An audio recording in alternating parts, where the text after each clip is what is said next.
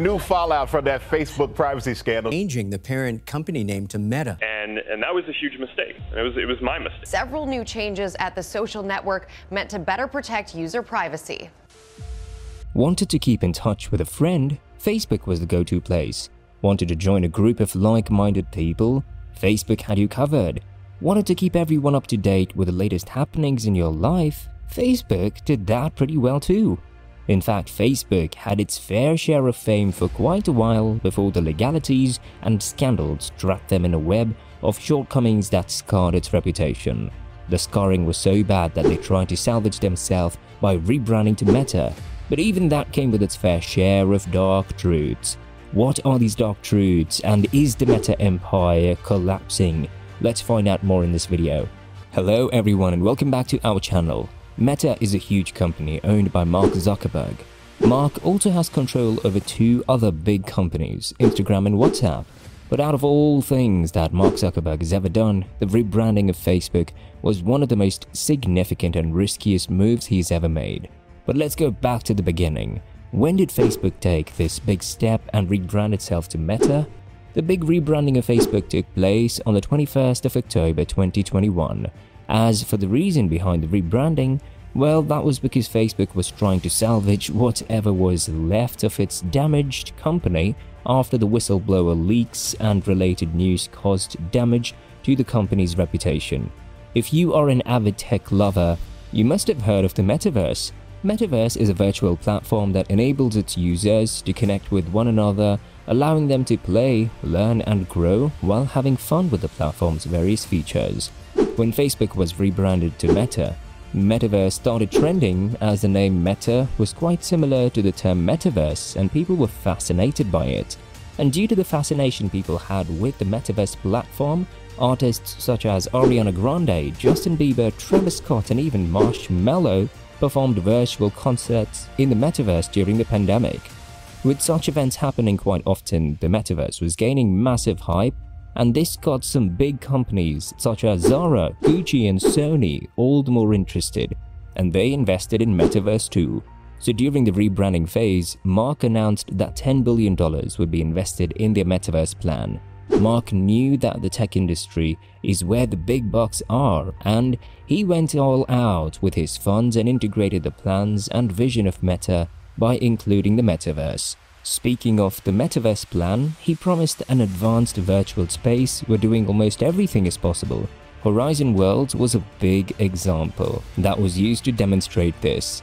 But was Horizon Worlds a success? Well, Horizon Worlds was released in France and Spain in August this year, and the users were not at all happy with the experience. The same happened when it was released in the US and Canada. The users thought the features were quite a joke.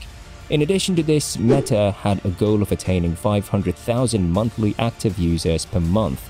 But when they realized they couldn't touch those numbers, they brought their target to 280,000. The monthly active users of the Meta platform also happen to be CEOs. For instance, Elon Musk was once a user of the Meta platform.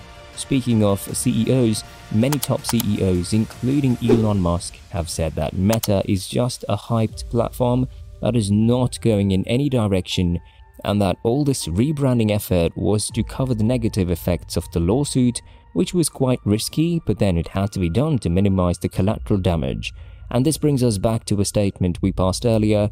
Why was the rebranding so risky for Zuckerberg? Well, Mark and Facebook have been involved in quite a few legal issues, including the famous Cambridge Analytica scam, which leaked the data of 87 million Facebook users without their permission.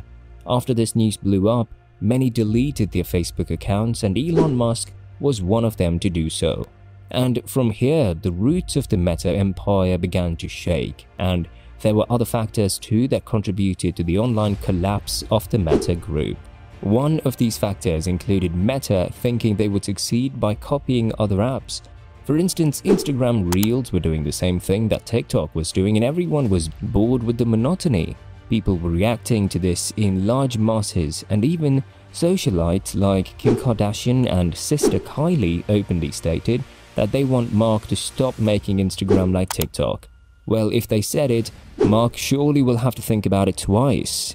But then again, we doubt he thought about what the socialites had to say, as he went ahead and created Lason, a clone of TikTok. It, however, did not last long in the market and was removed from the app stores in 2020.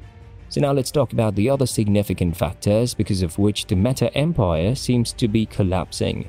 One of the factors was the poor graphics that Meta used to promote the metaverse.